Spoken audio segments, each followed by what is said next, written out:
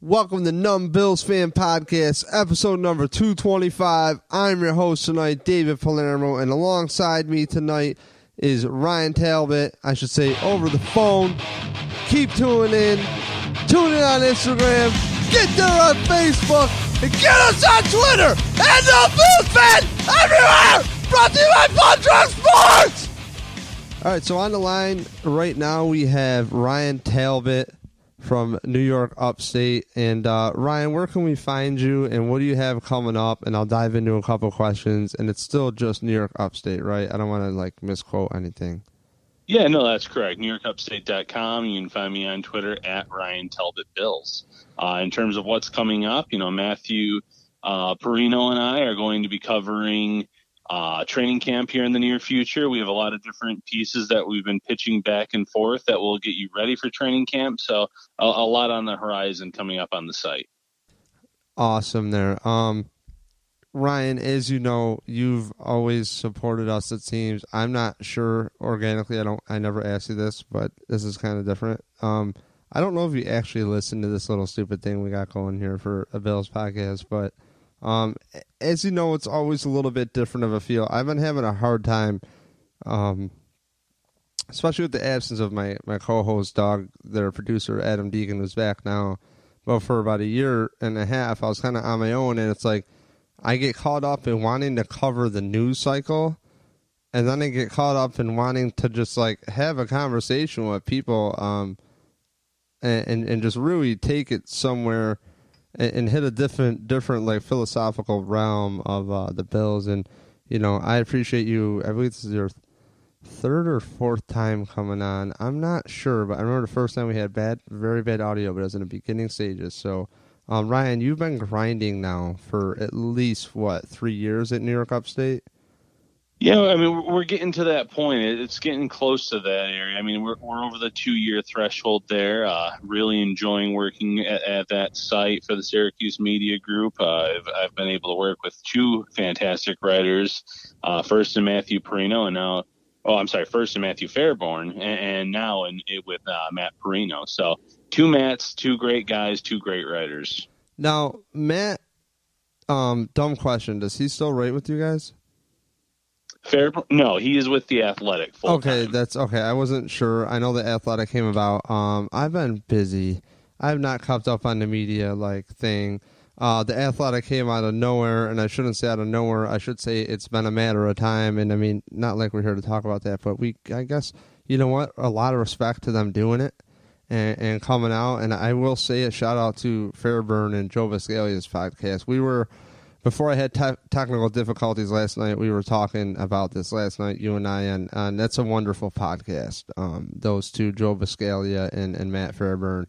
It's called The Bills Beat, and let me tell you, you want to the point and a little bit of light humor in there. If you like the Pro Football Focus type podcast there, you definitely like these guys talk too. So I don't know, you were talking about liking that podcast, and I don't know where you go. Do you do much audio at all, Ryan, for podcasting information? Or? Well, Matt and I are starting to do just some YouTube videos that we're going to start taking over to different podcasting sites. But a lot of our conversations get recorded and then get uploaded right away to YouTube. So we're not quite out there yet on the podcast sites, but that's something that we've talked about. But with talk to Matt me behind the scenes. I can hook it up for you really easy. It's really you guys have everything. You already understand promotion and all that other stuff, and it's really it's easy. It's easier to do in video. You don't got to worry about that you can actually do both at the same time and rip it. Yo, absolutely. It's so efficient, dude. You would crush it. You would crush it. I appreciate that. Let me know when those videos come. I'm glad we send a retweet your way. And if you guys end up with a regular segment, and like I told you, if you're cool and you get the time shaken up, I'd love to talk to you regularly once a month, at least get your view. Because you call a lot of shots and your view is always in the depth of the roster. And to turn this conversation on, I've been pretty hard on Brandon Beane. It's well documented on this podcast, but I feel like this year he's been hit with a rash of injuries that are pretty concerning to the layman fan. some who want to have a negative attitude about it, which is easy to do because I'm in the camp where Josh Allen is taking reps from the number 3 center on the team in these OTAs and stuff because Mitch Morse is out and Bodine's got a shoulder thing. So that kind of sucks. But, it is a time of year where nothing to me really goes on. I remember trying to find stuff so hard for a year or 10 years ago on the radio or in the paper about what the Bills are doing right now. It's all speculation, but with media coverage, they make it seem like a lot's more going on, but all reality, Ryan, since the Bills draft and free agency, I felt they came into this thing pretty awesome. Like, I was sold coming into OTAs and minicamp on what the Bills could do as far as developing their system and coming into year 3 of their defensive system, but offensive system, number 1, and new special teams. So how did you feel Brandon Beane did after the draft and setting the Bills up, minus injuries? Because we'll get to that at the end of the show. Yeah, in terms of setting up the team between the draft and between free agency, I think he's done a really nice job this offseason. He spent a lot of his first 2 seasons here getting Buffalo in the financial shape to make moves. And maybe he didn't make any huge splashes in free agency, maybe minus Mitch Morse because he was a big name on the market at center. He added pieces, though, that fit. On the defensive side of the ball, a lot of their starters are returning, so they didn't have to address that area as much, but they still went out. They added guys like Kevin Johnson and E.J. Gaines to compete at cornerback to give Levi Wallace some competition there. They went out and they added some defensive ends like Eli Harrell just to see what he could do in that situation in this defense. So they had the number 2 defense last year. They didn't have to go out and make a ton of moves on that side of the ball, and they knew offense was their main priority. So they went out and they signed a lot of free agents along the offensive line. They added a veteran running back in Frank Gore. They added a few wide receivers, obviously, in John Brown and Cole Beasley, Andre Roberts as well. Roberts, when he first was brought aboard, obviously everyone pointed to his special teams ability. But here in OTAs, he stood out on the field at wide receiver as well. So, he could have a role there as wide receiver 4, wide receiver 5, and take on a bigger role than some expected. So then when you get to the draft, you have Ed Oliver fall into their lap. You get a Cody Ford who, whether or not he starts at tackle is to be seen because there were some draft analysts who said this is a guy that can play right tackle. Others said this is a guy that should be kicked inside to guard. Even if they get a starting guard in the second round out of Ford, that's a good deal in my book. Devin Singletary has been one of the talks of OTAs as well. They definitely need to get younger at running back, especially after you sign Frank Gore and you have Gore and McCoy obviously as your 1-2. Both guys are older backs. Both are kind of at the end of their rope, so to speak, in terms of being NFL running backs. And most likely neither will be on the roster next year as they both only are here for the 1-year deal. And then I like that they signed a few tight ends, and then they added some defensive pieces at linebacker, safety, etc. So going into OTAs, which we've seen, and now going into minicamp, which we've had, and finally now heading into training camp, I just feel like this is one of the more complete rosters that we've seen from the Bills in quite a few years. Yeah, I'll say Brandon Beane definitely leveled up faster.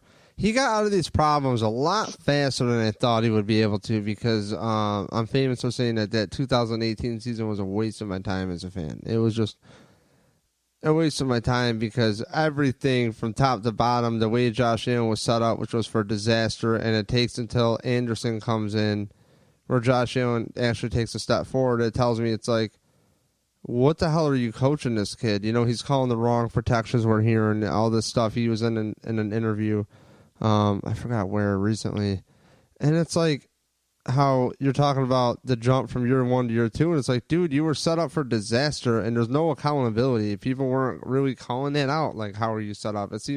I felt like I'm in an echo chamber. That said, I also told you I just started listening to the Bills Beat podcast, and I'm sure they probably mentioned some stuff about the quarterback coaching and the offensive line coach, but it's like I feel like the Bills listen to the Numb Bills Fan podcast because everything I called out, Ryan, during the season came true. came to fruition, which is new O-line coach, new quarterbacks coach. Let's go. Get on from Danny Crossman. That dude shouldn't even have had the job in Buffalo. When he got hired here and he lost his job in Detroit, I'm like, get out of here. Like, no. Just no, and no. And he just hung around too much. And special teams, you know, man, we've seen too many. It's like we've seen too many teams where it's special teams are really good. You don't even think about it. Then offense is good. You don't worry about it. Defense is good. You don't worry about it. And we can't have just like mediocre across the board. And it's so impossible. And I felt like Beane for setting his team up for disaster. I felt in 2018 really. And he had a bad luck with injuries too with the guys he signed. He really turned it around. More offensive line, a plethora of offensive linemen, as you just spoke. And I don't need to rehash what you said. You went down the list. Pass catchers, you know, nothing super flashy, but I like what he did. I think it's crazy to buy into Foster that hard. I think Croft is a number 2. But also, like we've talked last night, you and I just shooting the skinny when it didn't work out recording. And I actually want to ask you about this. I'm going to shoot it back to you, and then I'll rebuttal. Tyler Croft is one of those players I like because, you know, opportunity. You need to have opportunity. And there's massive pressure on these kids to come back from injury, and that is a really understated thing. And, you know, I could take the easy road and just take a dump on Beane and be like, dude, you know this guy has foot issues.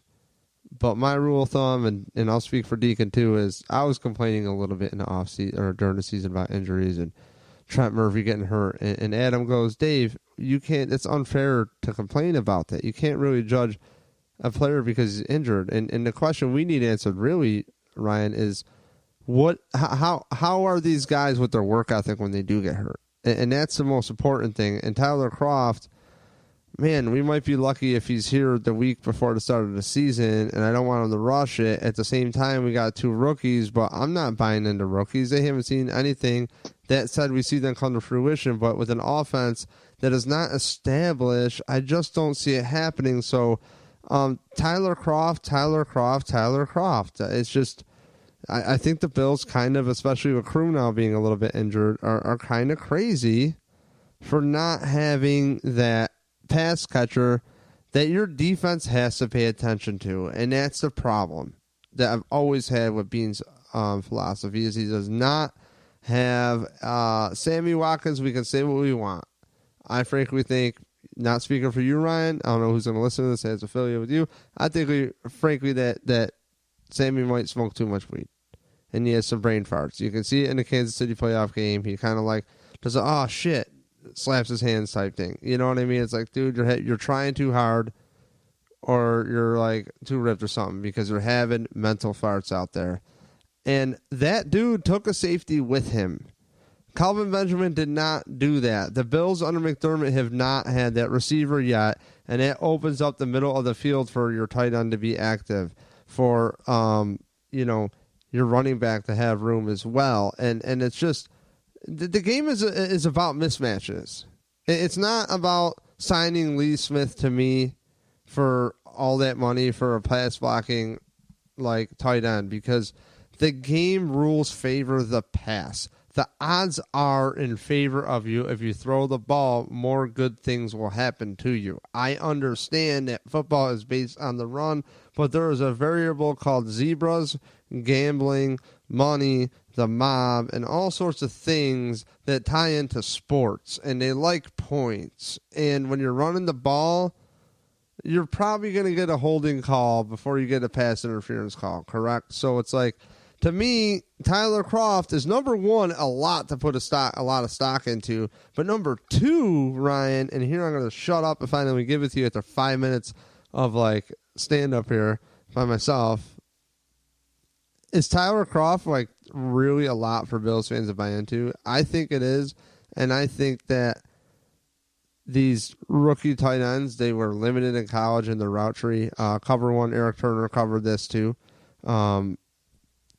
So anyways, you know what I'm saying. Is Croft worth the hype? Is he overhyped? What do the Bills do? Are they fine? Who's taking the defense away? Well, you know, with Croft, When you first saw the deal, it was a little surprising. It seemed like a lot of money for a guy that was a little bit banged up last year in Cincinnati. He was productive in 2017 when he had the opportunity to play more. Was someone that was a threat in the red zone, scored a lot of touchdowns in Cincinnati that year. So whether or not he was the right choice for the team, time will tell. They did try to get Ben Watson in here. They were interested in him, and I know he's an older tight end, but he's still a guy that can get open and that can make plays in that regard. And Jason Kroom's been a little bit beat up. They have some rookies. Dawson Knox was my number 4 tight end in this draft class. I loved Dawson Knox throughout the draft process. I was a big fan of his game. I just felt he was underutilized in the Ole Miss offense, kind of like how Houston misused Ed Oliver in terms of where they played him, how they used him. It happens a lot in the college game, and it's up to these teams, these scouts, and everyone on the draft side of the organization to kind of say, okay, here's his physical talent, here's what he can do, but he hasn't been utilized. And I think a guy like Knox, I'm not saying he's going to come in here and be an all-pro year one. That'd be silly to say because tight ends is a big learning curve there. But I think he is a guy that can occasionally get open in the middle of the field and can contribute for Josh Allen. And then on the outside, you're going to have Robert Foster and John Brown. You can have Zay Jones on the inside or outside. You'll have Cole Beasley in the slot. So maybe it won't be the tight end that contributes significantly in terms of helping move the chains this year, but there is a lot of help there in other positions. And obviously out of the backfield, a guy like LaShawn McCoy can catch the ball. Devin Singletary has surprised some people with how well he's caught the ball in the backfield so far in his time with the Bills. And obviously a guy like TJ Yeldon can catch the ball too. So I know it would be ideal to have that pass-catching tight end, and I hope that's what Knox can become for this team. But there are a lot of other options that Allen didn't have last year. Now, one thing I will say is TJ Yeldon, LaShawn McCoy. I'm really excited about the TJ Yeldon pickup. I think that's interesting. Anybody who comes from the Jaguars, the Browns, or the Bills, or I'm sure there were some other teams, but nothing I could think of that have been consistent tire fires. You could think the San Francisco 49ers before Harbaugh, those years with Singletary there. And also the running back, Singletary you mentioned. That's another opportunity, or that's another thing that goes back to opportunity. What was he asked to do? You know what I mean? And that dude is weird because I've always felt the 40 times are overrated, and it's all about vision. And when the radio was driving the narrative of C.J. Spiller versus Fred Jackson, and they shit absolutely on Chan Gailey for saying it was Fred's turn, it's like, Ryan, not for nothing, but Fred Jackson was getting 4 yards a clip. Fred's only flaw could have been, one, he didn't get the ball enough, and two, he had trouble on the goal line. That was about it. And, you saw, we learned a lot about football. I say this all the time in this podcast, about how the offense should work philosophically with Chan Gailey. And you talked about C.J. Spiller back then taking a note for the defense. McCoy still can. McCoy isn't dead. He didn't just forget how to play football. These guys don't just fall off. You're not 32 and in the MMA crushing. I understand it's a different thing. I understand there's wear and tear, but McCoy doesn't take the big hits. He's a guy that if you surround him, he should do okay. McCoy's another question mark. But as far as what we're talking about, Ryan, I don't think that we have a ton to worry about. It's just this offense needs to play chess the right way. And what I mean by that is you need to display the talent of John Brown. You need to get these guys on ESPN. You need to give them targets. You need to get their name circulated and get them developed now. Okay? John Brown, give him some short receptions. Give him something. Give these guys their bread and butter stuff. They're all going to have a route within the playbook that they're all going to develop chemistry with Josh Allen. And that's why, for when I'm going into this thing, I want Mitch Morse's ass out there and Josh Allen's hand under it, even in OTAs, and making that smooth transfer and then pegging somebody. I hope these dudes in the offseason get together. And the thing is it sounds stupid, but if these dudes would actually do that, they would be so much farther ahead. And what we've learned the hard way as fans of sports is we're obsessed, and they're not. Because at the end of the day, it's a job, and that's really it. There is no glory. It's manufactured glory. They're employees, and they all have attitudes that are positive, negative, and different, and they all have the same issues we do. And money does not change that. And for me, the coach's ego comes into play, and I just don't like betting that they're going to change what they do to philosophically have a stab at the bigger picture, which is the Bills don't have anybody on the defense who can guarantee take it away. John Brown, yeah, you got to pay attention to him. But he's almost like the Marquise Goodwin factor. You know what I mean? You do, but do you? Do you know what I mean? Like, is a line really going to hold up long? You know, that's kind of one of those things where it's not a Sammy Watkins where he's thick. He's a traded up for first round draft pick. You know what I mean? Well, going with John Brown, he was on pace for a 1,000-yard season last year with Joe Flacco. Once they made the switch, though, to Lamar Jackson, obviously the passing, just the throws in general, the attempts went down significantly. So that kind of threw a wrench in his season. But he was on pace to go over 1,000 yards last year. He is still a guy that could end up being their number one wide receiver this season. I get that there's maybe not a true superstar at wide receiver on this team, but I do think that Robert Foster is another guy that people just maybe need to see more from, because it was from week 10 on last season when he really burst out onto the scene. But he was one of the most productive wide receivers down the stretch across the league last year. So get him another year in this offense, and he has more experience under Brian Daboll than anyone because he played with him at Alabama as well. So get him a little bit more experience there. As for the offense themselves, you know, Josh Allen has said that he's going to travel and meet up with his wide receivers and tight ends. He wants to make it easier on them because they have families, they have kids. So he's going to travel to them this offseason. So he is putting in that work. And I get that it is a job and it's a little bit different from, you know, if you're a fan versus if you're an actual player out there. But he does seem like the kind of guy that wants to get better. He is the kind of guy that wants to build that chemistry. You know, Mitch Morse, who you mentioned, missed a little bit of time here, but he did come back later on in OTAs on a limited basis, so he should be good to go by training camp.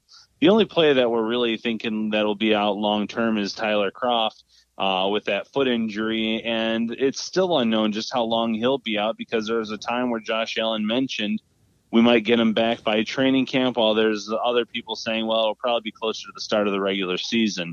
And if the latter comes true, which, you know, based on normal timetables, that's what it usually should be around, he'll need some time to get back into the fold, to build that chemistry with Allen, to build that, you know, to show that he has a good understanding of the offense. But I do think that a guy like Dawson Knox, like I already mentioned, can step up short term. I'm not expecting huge things from the guy, but I think there are some replacements that can step up if need be. Now, would you agree? Thank you for that, Ryan. That was thank you for clarifying a lot, too. Because that makes me wonder, would you agree that getting the ball to John Brown sooner rather than later, is my point, is what we got to do? And, you know, I think the more John Brown is developed, if you got Foster on the other side with him, another speedster. Now, if anybody here plays Madden, you just go through the Madden updates. The Bills got fast before the season even ended at receiver, and it's by the end of the year when they got rid of Calvin Benjamin and Andre Holmes. So, you know, because they brought Foster back too. And the thing is, with Foster is he's a great story for the receivers to follow. Like, yo, dude, I was cut. Do your work. And the thing is I'm down if the Bills have 3 receiver sets and 1 tight end. You know what I mean? You have Beasley out there as much as possible too, because I really think it's going to be Brown and Beasley out there at first, and then maybe Foster. But at the same time, it's like I want the guys who are going to be awesome out there as much as possible. So you have to go with the hand you have, and it's like if you think that your guy Knox can hold it down, right? And he can hold it down to that tight end spot. Or you have your Lee Smith in there. Maybe that's why they really brought him, to maybe run more of a 3 receiver set. And you still have an option to run the ball pretty well, too. So that's kind of what I'm saying. You're taking away a playmaker, but I feel that Cole Beasley could be just as effective if he's wide receiver number 3 in the slot. You know, as far as, you know, having your best odds, high variable for a play to happen. I want to see Brown, Beasley, and Foster on the field at the same time. I think that would be kind of cool. Would you agree with this whole point of like develop Brown now?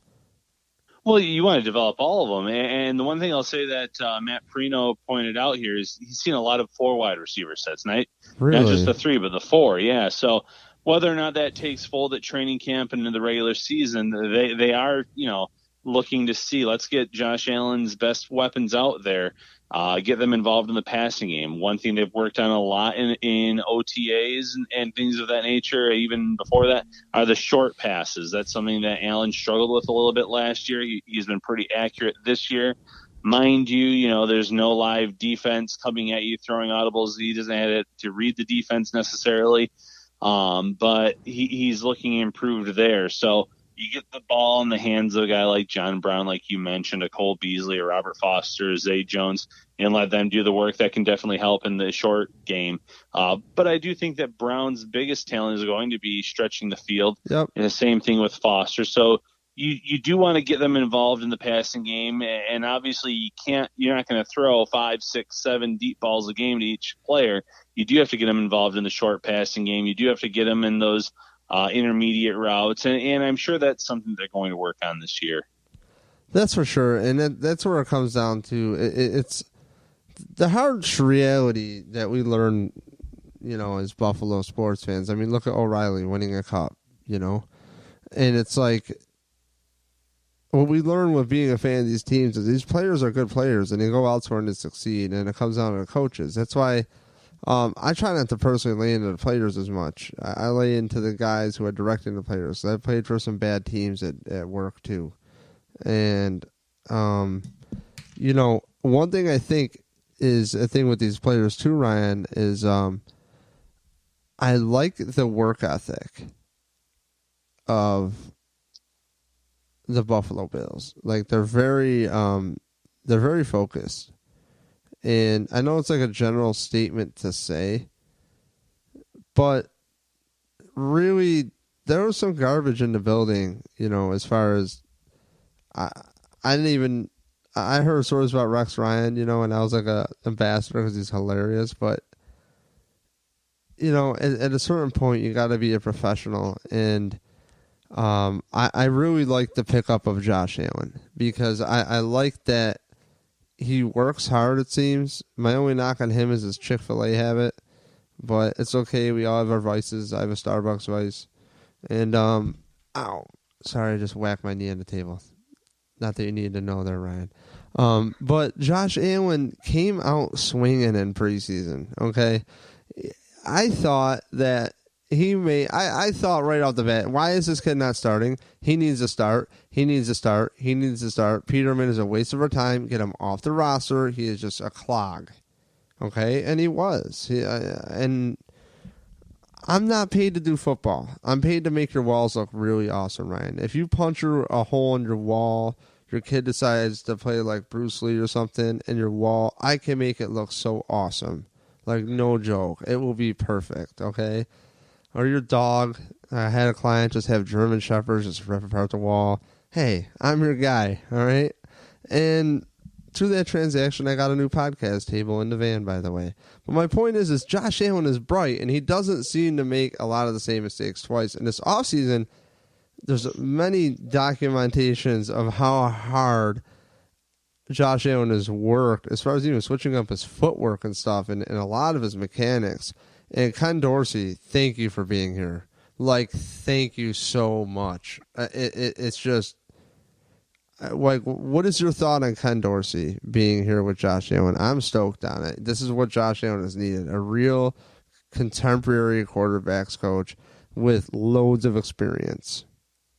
Yeah, well, first, speaking on Josh Allen's intelligence, I mean, it's no coincidence that he had the highest score on the Wonderlic last year among all the quarterbacks in the draft. He scored very well there. He is a smart guy. He is a guy that's going to work on his game. He's going to work on reading defenses and learning from his mistakes. Flipping over to Ken Dorsey, I like a lot of the coaching moves they made this offseason. Dorsey being probably at the top of the list because he worked with Cam Newton, a quarterback that has a lot of similar skills and traits to Josh Allen. And Cam Newton to this day still sings Ken Dorsey's praises and talks very highly of him and talks about how much he helped him. So you lose Derek Anderson in the quarterback room to retirement, but you pick up a Ken Dorsey who played at a high level in the college game, who played in the NFL for many seasons, who has that coaching experience with a guy who has similar athletic traits. That's really going to help Josh Allen.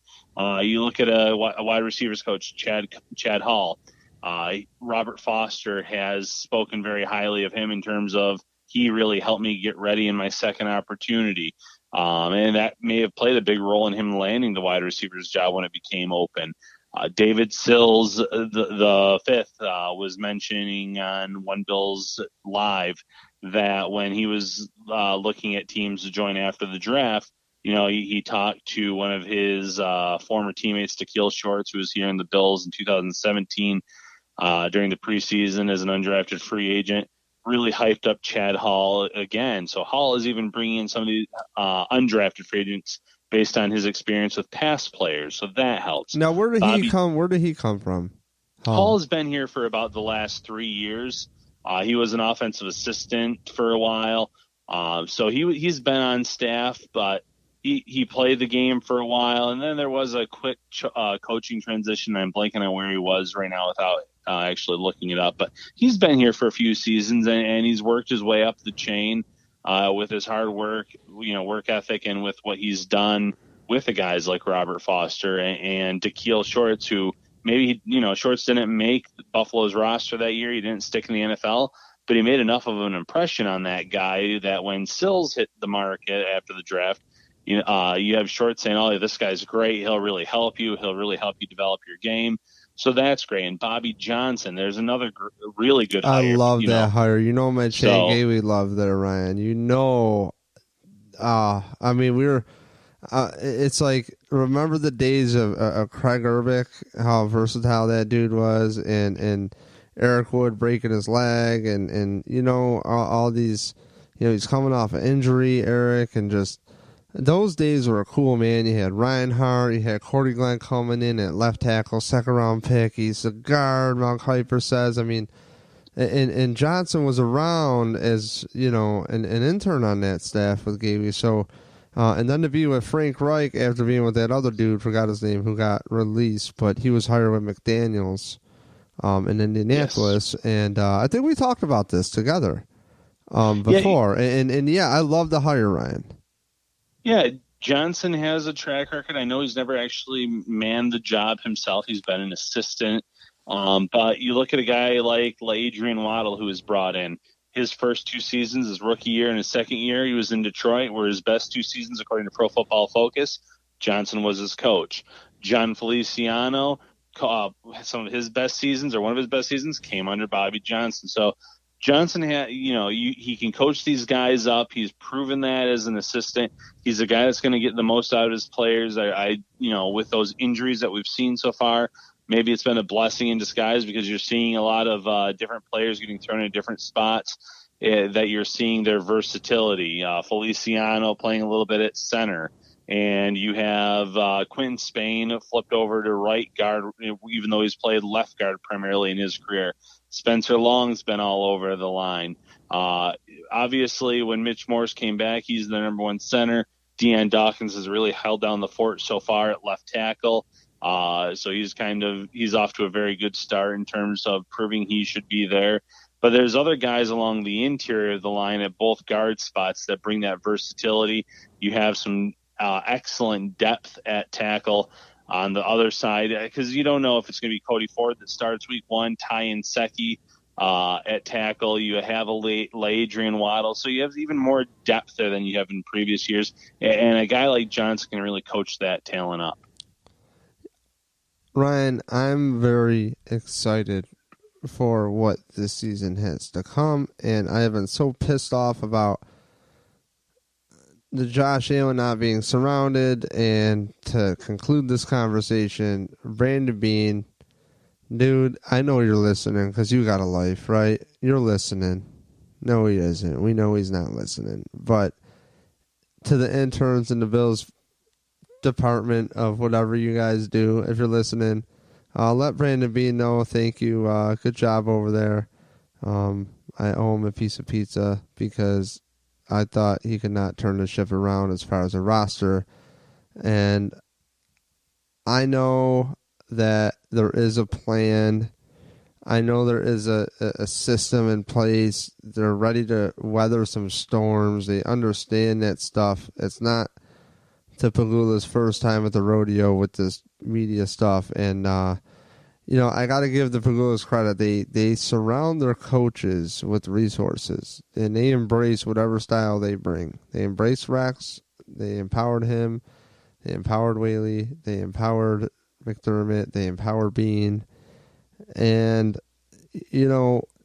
lastly, you're in the media. We were talking yesterday. My biggest gripe with McDermott has been, dude, relax. It's cool, man. You're a hard worker. You're a wrestler. You're a blue-collar guy. You can kick my ass like any day of the week. Like, dude, loosen up. Tell us about yourself. What do you like to do? And it's nice seeing him loosen up a little bit. And I feel like since Brandon Beane has been in town, it's kind of helped him. And, I really wish those dudes the best. I've been hard on them, but I think they put their best foot forward. They've crossed every T, dotted every I can think of since the offseason, except maybe the pass catcher thing. But they brought in a plethora of, like you were saying last night to me, not household names, but guys that just by opportunity will get to the top. Yeah, without a doubt. I mean, we already mentioned some of the free agent pickups, but there was Duke Williams before free agency started out of the CFL. He was off to a little bit of a slow start, but he kind of appeared or reappeared during the OTAs. I think that he's really going to show up during training camp where you can be physical, where you're going to be in the pads. I think that is more of his game. You have a guy like Riri McLeod who is all but written off here after an unproductive rookie season. He's been one of the players that has been talked about the most in terms of making the most of his opportunities, looking really good here in year two. So it's still early. He needs to carry that over, obviously, to training camp in the preseason if he wants to make this team. But that's an encouraging sign. So they're letting some of these players prove themselves, earn their role.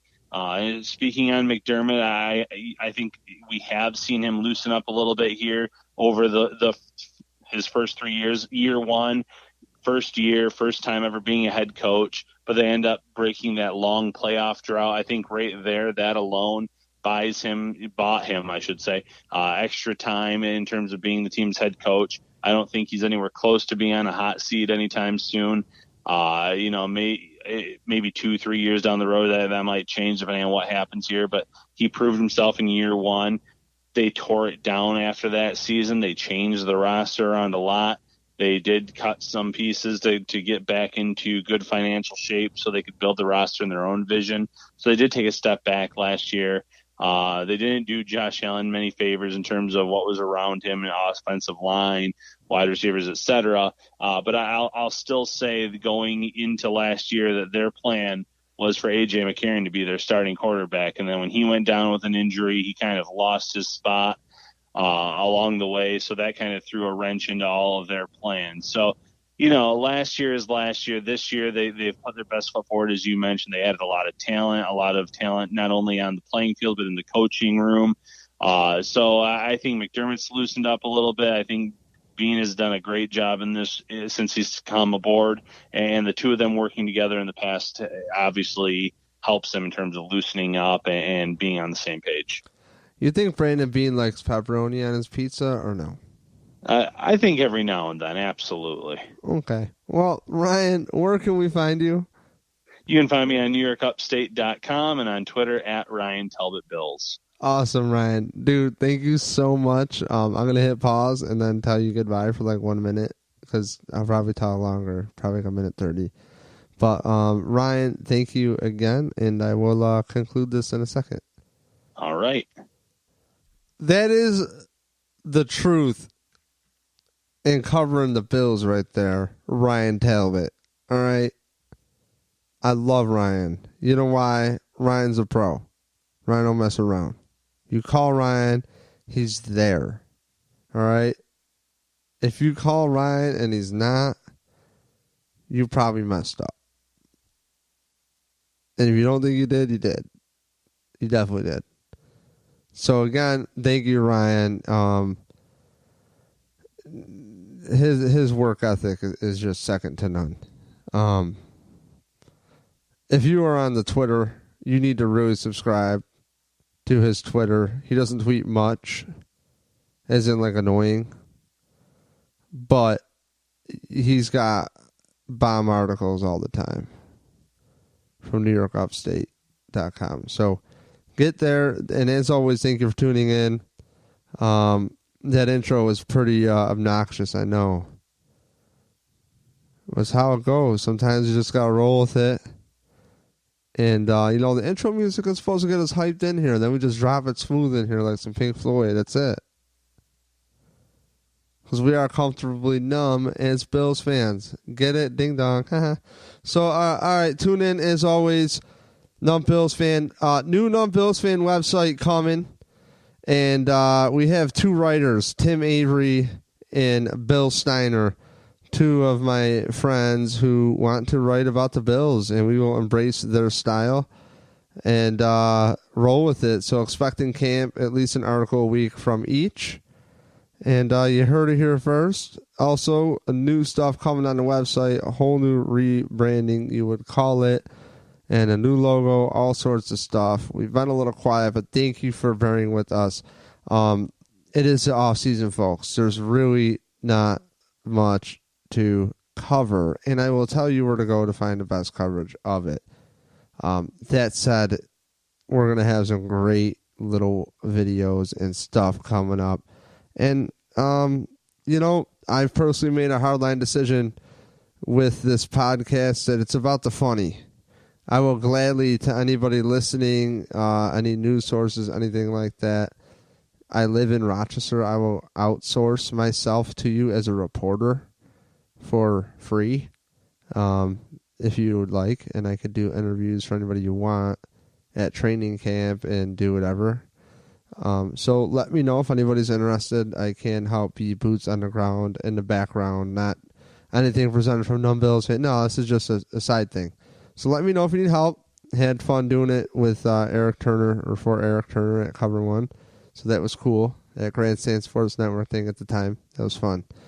So all hands on deck going forward into camp. Really stoked. And as always, to every single listener, thank you for subscribing on iTunes as well, to all the subscribers. And I'm your host, David Palermo. See ya. Oh, by the way, brought to you by Punch Drunk Sports. Check out their podcast at punchdrunksports.com.